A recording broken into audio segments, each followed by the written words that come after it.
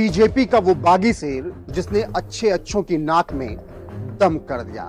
राजस्थान में भले ही बीजेपी की प्रचंड जीत की बात हो रही हो, लेकिन एक ऐसे प्रत्याशी ने जीत दर्ज की है जिसने पहले बीजेपी ज्वाइन की, उसके 9 दिन बाद बीजेपी छोड़ी और फिर निर्दलीय लड़ा और चुनाव परिणाम आया तो उसने इतिहास रच दिया।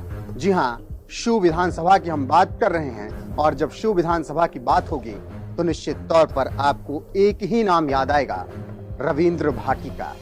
बीजेपी के बागी रविंद्र भाटी ने जिस तरीके से प्रचंड मतों से जीत दर्ज की है वो पूरी कहानी बयां कर रही है। एक तरफ बीजेपी ने कांग्रेस को पूरी तरीके से राजस्थान में हरा दिया, लेकिन दूसरी तरफ रविंद्र भाटी का कोई कुछ भी नहीं बिगाड़ सका। ना कांग्रेस के उनके उम्मीदवार उनके सामने टिक सके, ना ही बीजेपी वाले। तो रविंद्र भाटी एक ऐसे शख्स रहे जिन्होंने निर्दलीय चुनाव जीतकर कमाल कर दिया। निर्दलीय बहुत से प्रत्याशी चुनाव जीतते हैं, लेकिन रविंद्र भाटी का जीतना कुछ अलग है, क्योंकि 10 दिनों की सियासत जिस तरीके से बीजेपी ज्वाइन करने के साथ उन्होंने की थी, उसने सुर्खियां बटोरी थी, क्योंकि उन्हीं 10 दिन में उन्होंने बीजेपी ज्वाइन की, कमल का हाथ थामा और टिकट के लिए इंतजार करते रहे। लेकिन बीजेपी आलाकमान ने उन्हें टिकट नहीं दिया तो रविंद्र भाटी ने डिसीजन लिया कि वो निर्दलीय लड़ेंगे। उन्हें विश्वास था कि वो शिव विधानसभा से जीत दर्ज कर सकते हैं और उन्होंने वही किया।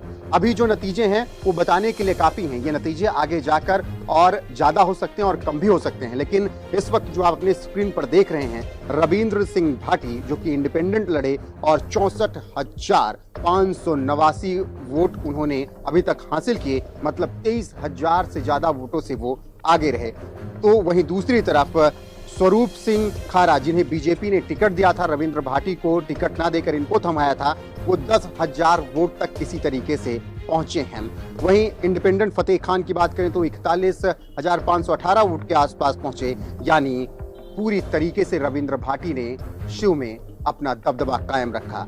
आरएलपी की बात करें तो जालम सिंह ने यहां से 5,000 से ज्यादा वोट हासिल किए, लेकिन जिस तरीके से रविंद्र भाटी ने शिव में चुनाव लड़ा वो काफी काबिले तारीफ रहा। उन्होंने बीजेपी से बगावत की। बीजेपी से बगावत करने के बाद वो कांग्रेस के लिए भी नासूर बन गए और बीजेपी के लिए, और शिव में उन्होंने निर्दलीय अपना झंडा बुलंद कर दिया। साथ ही ये बता दिया कि आने वाले वक्त में वो राजस्थान की राजनीति को भी बदल सकते हैं। बहरहाल राजस्थान की बात करें तो राजस्थान में अभी तक गहलोत की सरकार थी, लेकिन गहलोत की सरकार से जनता का शायद मन उब गया, इसीलिए उन्होंने विकल्प के तौर पर बीजेपी को चुना और जो परंपरा चली आ रही थी वही राजस्थान में कायम है। लेकिन बीजेपी की जीत, कांग्रेस की हार के बीच सबसे ज्यादा चर्चा है निर्दलीय शिव के विधायक रविंद्र भाटी की। जी हां, अब उन्हें आप विधायक कहिए, क्योंकि उन्होंने शानदार तरीके से जीत दर्ज कर ली है। फिलहाल रविंद्र भाटी की इस जीत पर आपका क्या कुछ कहना, अपनी राय कमेंट करने जरूर बताएं।